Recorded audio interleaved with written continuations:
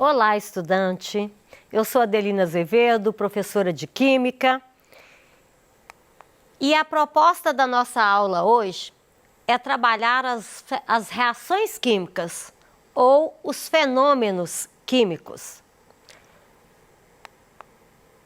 No nosso cotidiano, nós estamos cercados de reações químicas e de transformações que ocorrem o tempo inteiro. Na natureza, tudo muda, tudo se transforma, até em situações que nós não percebemos.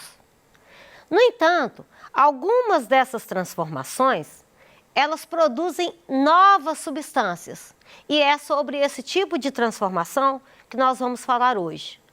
Lembrando que as habilidades a serem desenvolvidas com esse estudo são reconhecer a ocorrência de transformações químicas, reconhecer e representar uma transformação química ou uma reação química, reconhecer que numa transformação química ocorre a conservação dos átomos e entender os modelos que são propostos ou mesmo propor modelos que consigam explicar em nível microscópico como ocorre uma transformação química. Então vamos lá. Uma das principais propriedades dos materiais encontrados na natureza é a sua capacidade de sofrer transformações.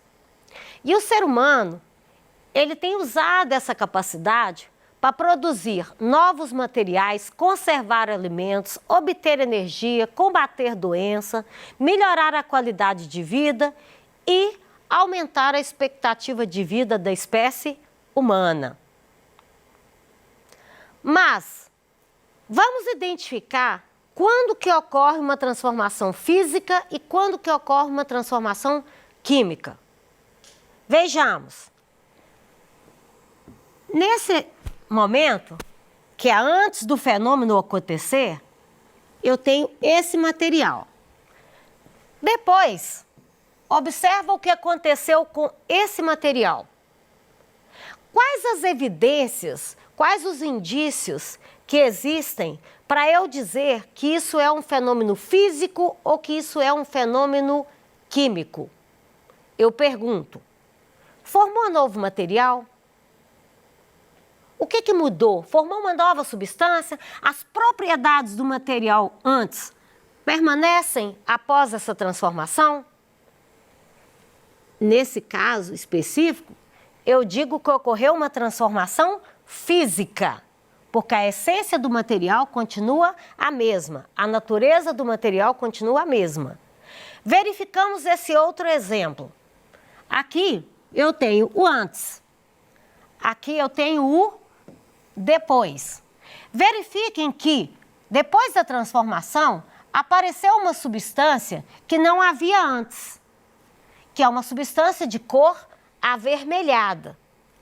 Portanto, aqui existem indícios de que essa transformação ela é uma transformação química. Outro exemplo, eu tenho um objeto que foi construído a partir de outro. A essência desse material, as propriedades desse material permanece a mesma. Então, nesse caso, eu digo que houve uma transformação física. Vejamos mais esse exemplo. Essa fruta própria para consumo, essa fruta imprópria para consumo. Essa fruta própria para consumo, essa fruta imprópria.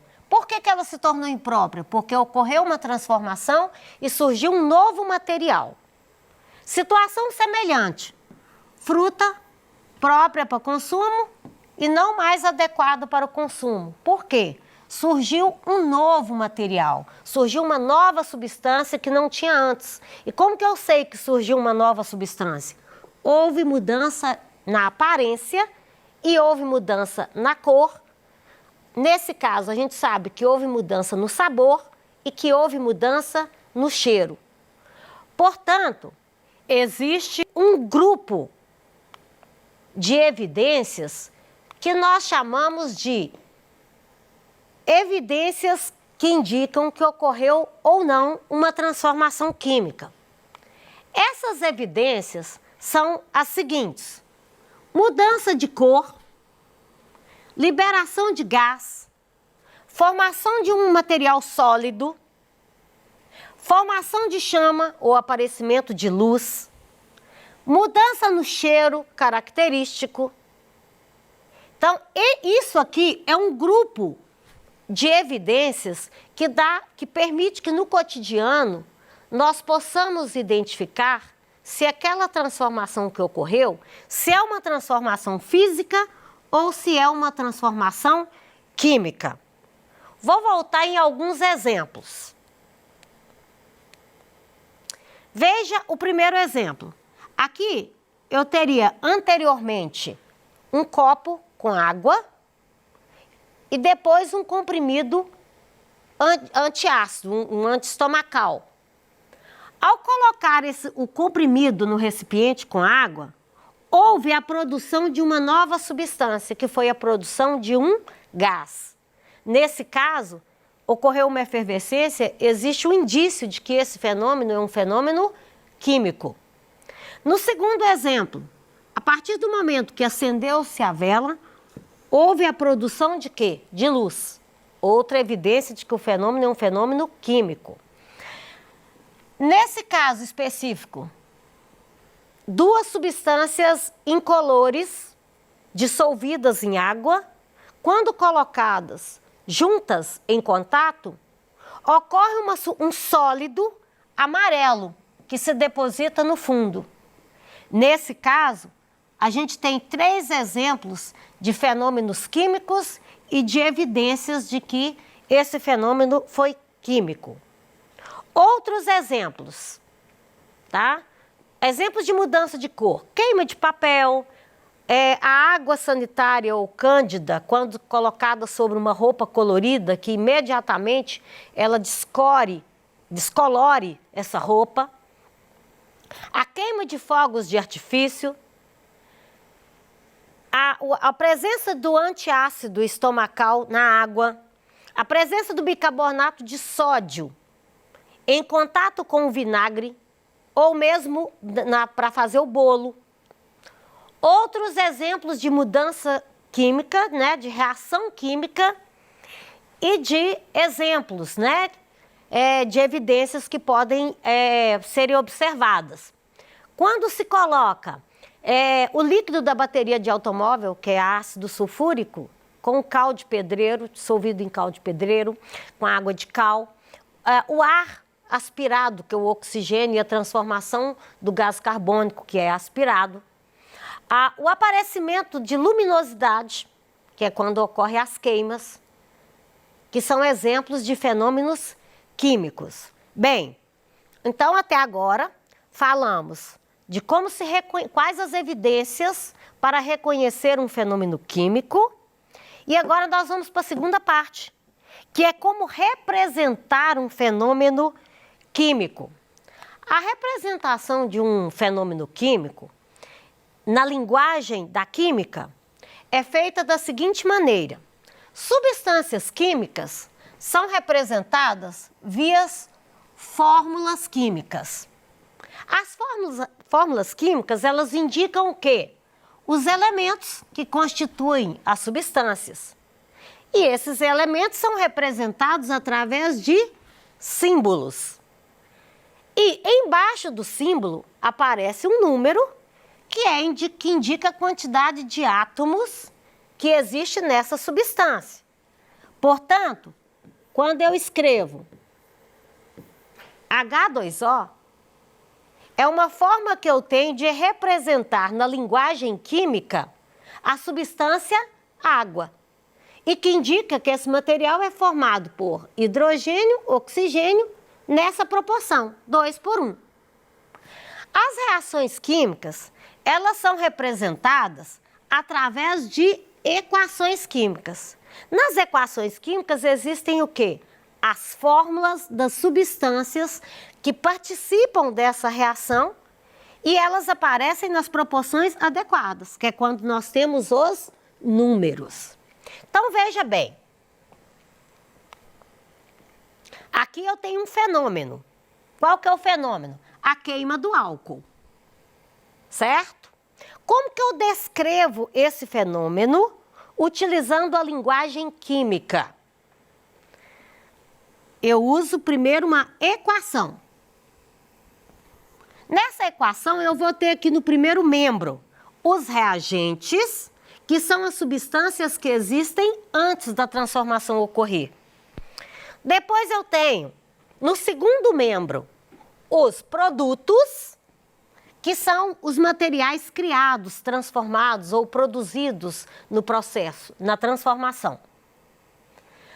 E eu tenho o sinalzinho de mais, que eu leio como reage, que significa reage, a setinha, que significa formando,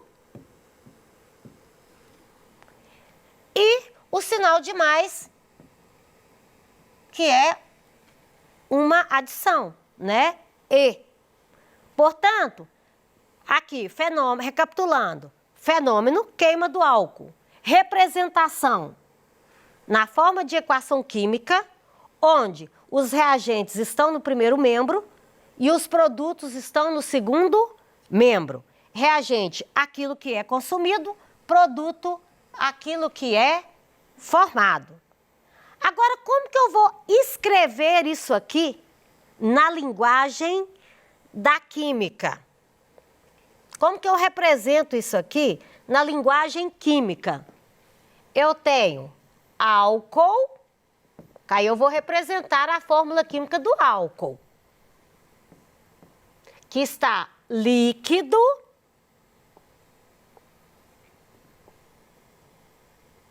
que ele está líquido. Como que eu represento o reage? Mais.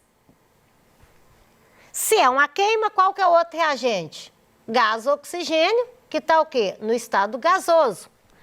Formando, eu coloco o quê? Uma setinha. O que que forma? Gás carbônico e água. E por que que quando eu queimo álcool, se o sistema estiver aberto, eu não vejo mais nada? Porque a água também vai estar na forma de vapor. Portanto, aqui, essa é a linguagem, como que eu leio isso aqui? Substância álcool reagem com gás oxigênio, formando gás carbônico e água. E aí, vamos para a outra parte. Na natureza, nada se perde, nada se cria, tudo se transforma. Ou seja, numa reação química, ocorre a conservação dos átomos dos elementos.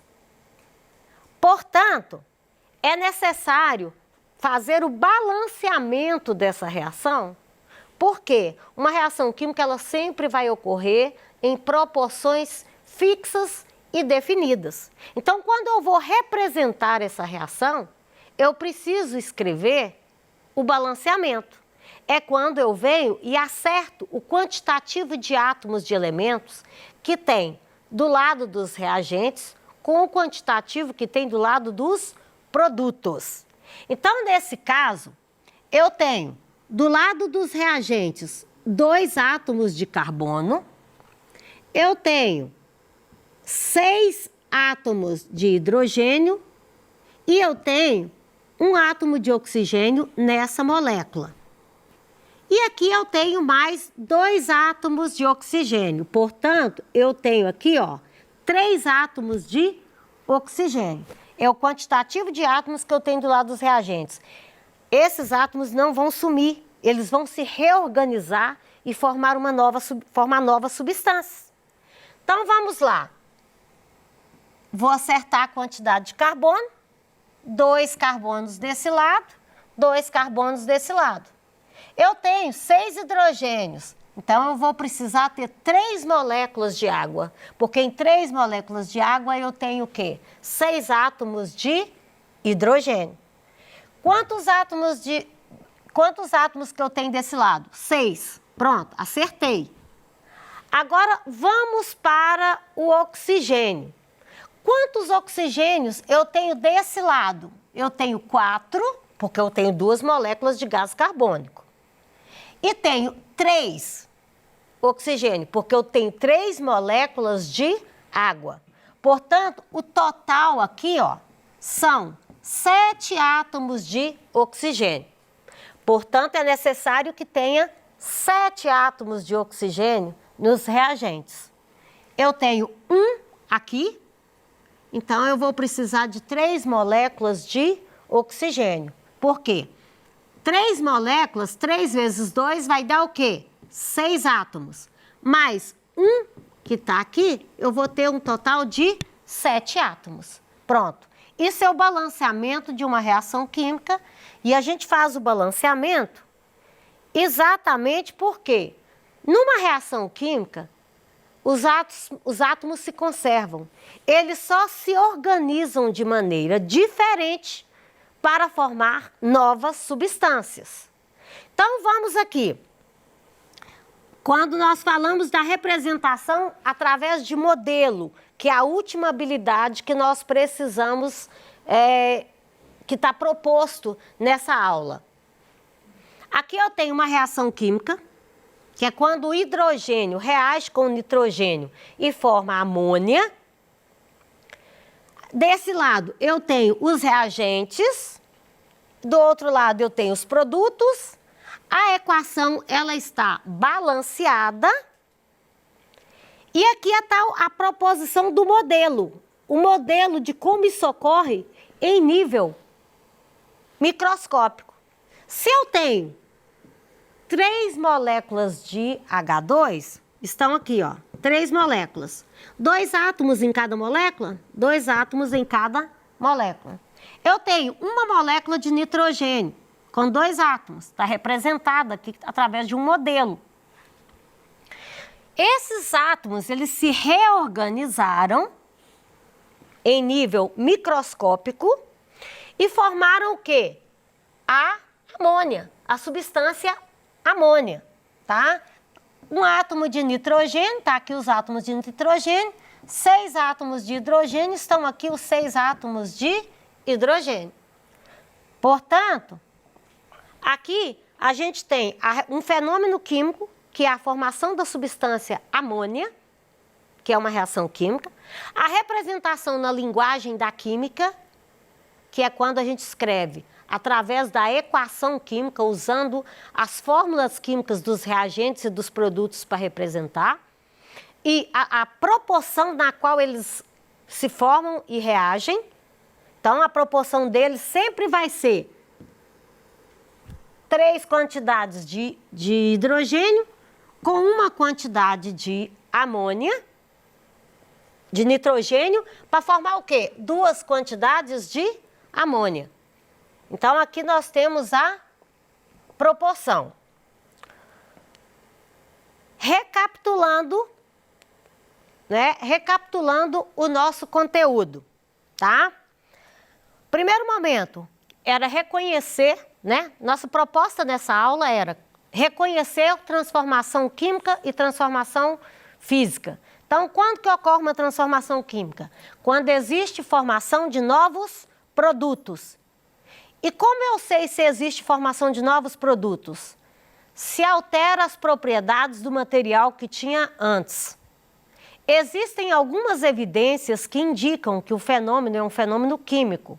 Liberação de gás, formação de luz, né, aparecimento de luz, mudança na cor, no sabor, no cheiro. Portanto, fenômeno químico ocorre uma alteração da natureza da matéria. E a outra proposta, reconhecer a representação de uma transformação química. Representamos uma transformação química através de uma equação química, onde no primeiro membro nós temos os reagentes e no segundo membro nós temos os produtos. Fechamos por aqui. Até a próxima aula. Conte sempre com seus professores e muito obrigada.